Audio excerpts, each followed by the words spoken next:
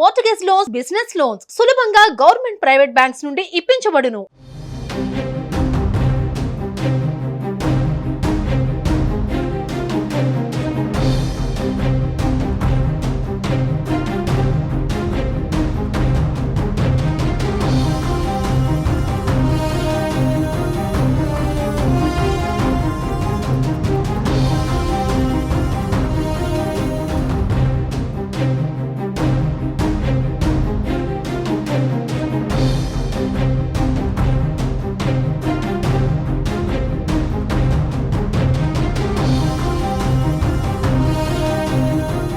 తెలంగాణలో రుణమాఫీపై గందరగోళం నెలకొంది. పలువురు రైతులకు రుణమాఫీ కాలేదని వ్యవసాయ శాఖ అధికారులకు ఫిర్యాదు చేస్తున్నారు.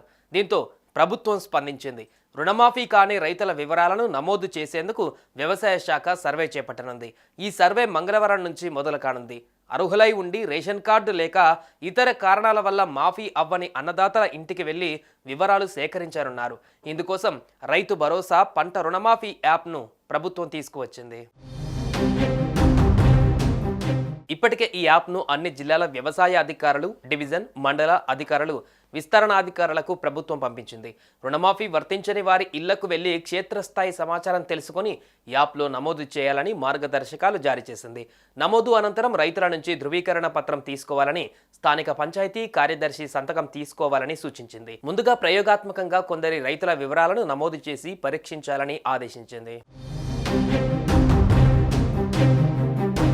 మంగళవారం నుంచి సర్వే ద్వారా యాప్లో వివరాల నమోదు ప్రక్రియ ప్రారంభం కానుంది.